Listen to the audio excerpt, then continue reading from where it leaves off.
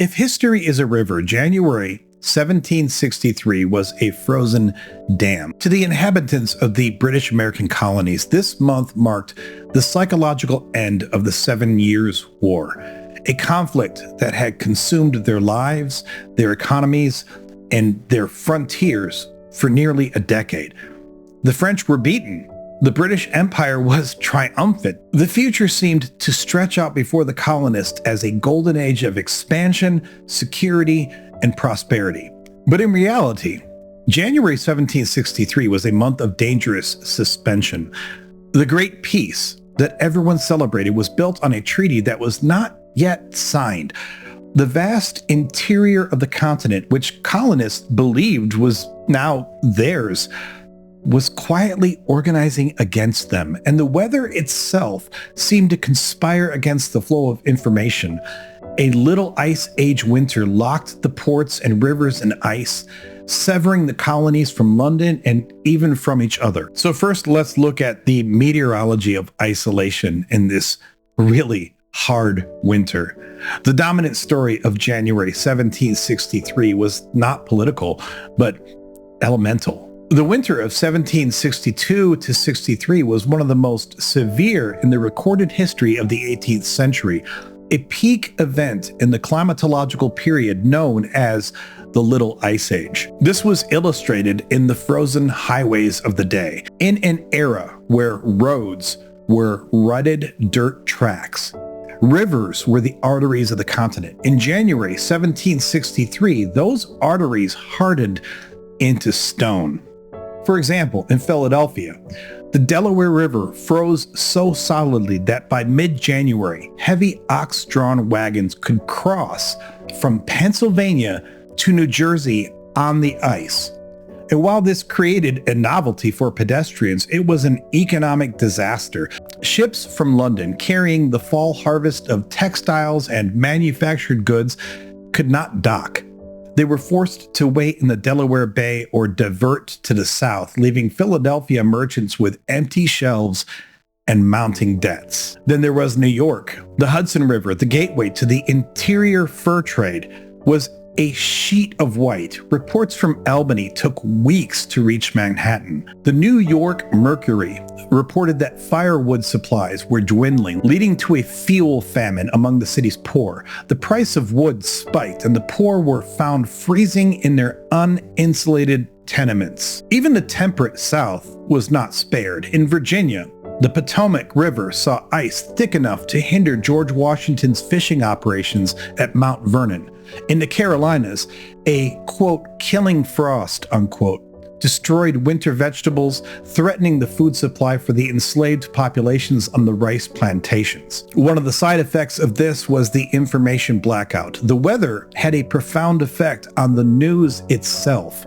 Colonial newspapers relied on, quote, foreign advices, unquote, packets of letters and newspapers arriving from London. Now, with the harbors locked, the news cycle essentially stopped. The Pennsylvania Gazette, published by Benjamin Franklin's partner, David Hall, frequently apologized to readers in January issues for the lack of fresh advices. This vacuum of information meant that for the entire month, Americans didn't know if they were at war or peace. They were living on rumors and leaks that were already 2 months old.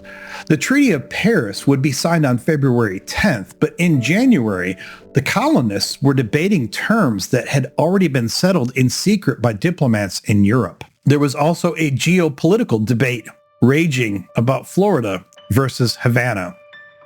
Despite the lack of official news, the rumor mill ground on. The single biggest topic of conversation in the coffee houses of Boston, the taverns of Williamsburg, and the salons of Philadelphia was the Great Swap. See, here was the rumor. Leakage from the preliminary peace negotiations in Fontainebleau in November 1762 had begun to trickle into the colonies via merchant ships that had cleared the Atlantic before the freeze. The headline was shocking. Britain was planning to return the captured city of Havana, meaning essentially Cuba, to Spain. But here was the colonial reaction to that. To the modern American mind, Florida is a prize. Well, maybe. But to the colonists of 1763, this was a really bad joke. See, first of all, you had to consider the value of Havana. British and American provincial troops had besieged and captured Havana in 1762 at a tremendous cost of life, mostly from yellow fever. Havana was the key to the Caribbean, a city of immense wealth, sugar, and strategic dominance over the Spanish Main. And then you had the barren Florida. You see, in exchange for returning this jewel, Britain was to receive Florida. In 1763, Florida was viewed as a pestilent swamp inhabited by hostile Seminoles, mosquitoes, and alligators with no developed ports or agriculture. So this is how it manifested in the debate. There were the merchants. Men in Newport and Boston were furious. They wanted the trade wealth of the Caribbean. They saw the swamp as the British aristocracy favoring abstract territorial integrity over the hard cash of commerce. And then there were the strategists, defense-minded colonists who saw the logic. By taking Florida, Britain removed the last Spanish threat from the southern border of Georgia. It meant that the British Empire now controlled the entire Atlantic seaboard from the Arctic Circle to the Florida Keys. It was a victory of security over profit. This also created a psychological shift. You see, this debate marked the first stirring of a distinct American geopolitical identity. Colonists began to wonder if the interests of the empire, which were land and maps, were aligned with the interests of America, which was trade and wealth. In this month, there was also a lot of discussion around the political landscape, specifically the quote-unquote Franklin dynasty. While the king was a distant abstraction, the most famous living American was Benjamin Franklin. In January of 1763 was the apogee of his family's power, a moment of triumph that would, ironically, sow the seeds of their own personal tragedy. You see, this came about because of the rise of William Franklin. The most glittering social event of the month was the arrival and inauguration of William Franklin as the royal governor of New Jersey. First, there was the appointment. It was almost unheard of for a quote-unquote colonial who was born in America to be appointed as a royal governor. Typically, these posts were reserved for indebted British aristocrats who needed a salary. William's appointment was a testament to his father's immense influence in London and William's own charm and capability. So here's the scene. In January, William and his new sophisticated British wife, Elizabeth, arrived in Perth Amboy. They were feted with balls, toasts, and cannon salutes. The New York Gazette and Pennsylvania Journal covered his movements like those of a celebrity. But unfortunately, here's the irony. In January 1763, William Franklin was the ultimate symbol of loyalism, the belief that an American could rise to the top of the British system. He represented a future where America and Britain were perfectly integrated. 13 years later, his refusal to break that loyalty would lead to his arrest by the Patriots and a permanent, heartbreaking estrangement from his own father, Benjamin Franklin. At this time, there was also something that we'll call the Pennsylvania gridlock. You see, while his son played the prince in New Jersey, Benjamin Franklin was in Philadelphia, engaged in a vicious street fight of local politics. First, there were the proprietors. You see, Pennsylvania was not a royal colony. It was a proprietary colony owned by the Penn family. The assembly, led by Franklin, was at war with the Penn heirs over taxation. The Penns refused to let their vast land holdings be taxed to pay for the war debt, and that in turn led to Franklin's Gambit. In January of 1763, Franklin was using his newspaper, the Pennsylvania Gazette, to turn public opinion against the Penns. He was beginning to argue that Pennsylvania should petition the king to take over the colony, and here was the consequence of that. This local feud blinded Franklin to the larger storm that was brewing in London. He was so focused on fighting the Penns that he and the colony largely missed the warning signs of the coming Stamp Act. He believed that the king was a benevolent savior who would rescue Pennsylvania from the greedy proprietors. January 1763 also represented a vacuum of power on the frontier. If the cities were distracted by weather and politics, the western frontier was a ticking bomb. January 1763 was the critical month of transition in the Ohio country, which is modern Ohio, western Pennsylvania, Indiana, and Michigan. So then you had the British takeover. Following the surrender of Montreal, which happened in 1760, the British Army had been slowly occupying the chain of French forts that controlled the Great Lakes. Primarily, there was Fort Pitt, what we now call Pittsburgh, which was a massive British fortification, now the anchor of the West. In January, the garrison was huddled against the cold, dealing with smallpox and, quite frankly, boredom. You also had a major outpost in Detroit. The British had occupied this key trading post, but the population remained overwhelmingly French habitants and Native Americans. Ultimately, this created culture shock. The French had ruled the Midwest through a middle ground diplomacy, giving gifts, supplying ammunition for hunting, and acting as fathers who mediated disputes.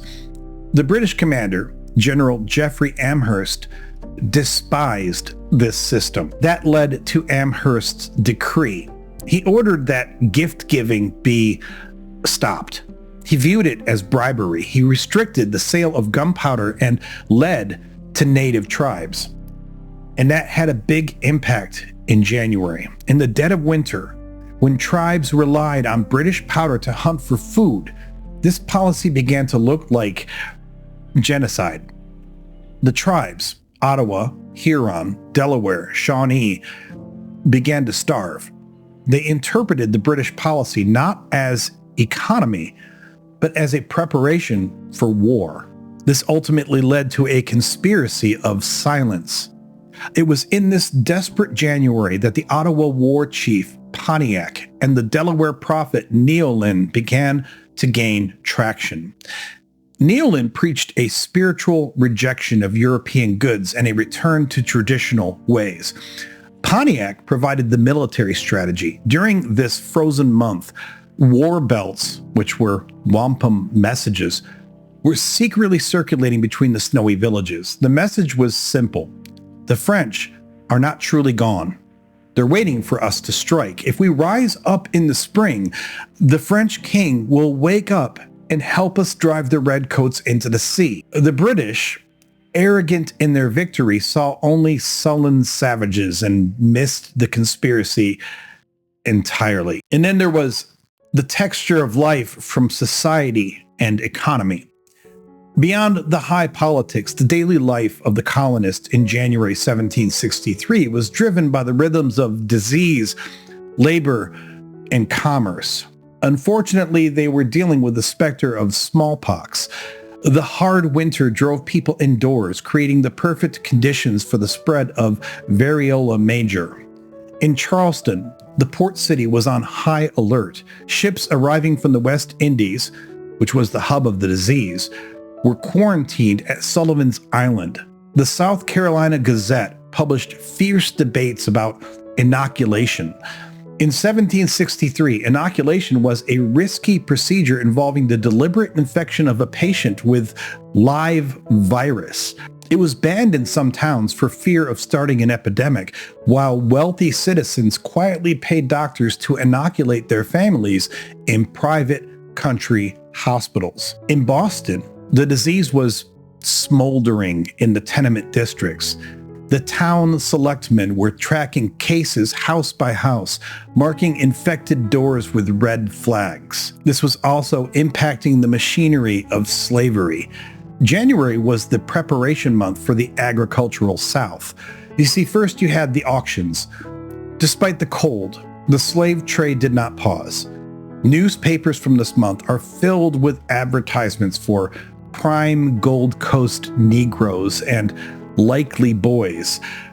The anticipation of peace and the opening of new markets led planters to invest heavily in labor. And then you also had the Berbice shadow. Though news would not arrive until later, the massive slave rebellion in the Dutch colony of Berbice that happened in February was brewing. The conditions there, absentee landlords, brutal overseers, and starvation, were mirrored in parts of the American South, creating a subsonic hum of fear among the planter class. And then we had issues around commerce and consumption. A glance at the advertising columns of January 1763 reveals a consumer society on the edge of a boom. First, you had luxury goods. Merchants advertised English goods as the ultimate status symbol. Superfine broadcloths, bohea tea, looking glasses, and pewter were in high demand. And then you had the buy British mentality. In January 1763, there was no talk of boycotts. To be a good American was to buy British. The colonists were the most enthusiastic customers in the entire empire. They defined their identity by the tea that they drank and the cloth that they wore, a dependency that Britain would soon try to tax, turning these very goods into symbols of oppression. So as the sun set on January 31st, 1763, the American colonists were a people suspended between two eras. On one hand, they looked backward at the 7 Years' War with pride. They'd fought alongside the Redcoats and won. They felt that they had proven themselves to be equal partners in the British Empire. They looked forward to a future of unlimited land, meaning the Ohio Valley, and unlimited trade on the open seas. But what they could not see were the three distinct glaciers that were about to crash down upon them. The first would be the Proclamation of 1763. King George was about to forbid them from crossing the Appalachians, rendering their victory over the land null and void. Then there would be Pontiac's War. The Native Americans were about to burn the frontier forts, shattering the illusion of peace. And then eventually you would have the Stamp Act. Parliament was about to ask them to pay for the war that they had just finished celebrating. So January 1763 was the last month of the old empire. It was the final moment of innocence before the friction of governance ignited the spark of revolution. The ice was about to melt, and the world, at least from an American colonial perspective, was absolutely about to catch fire.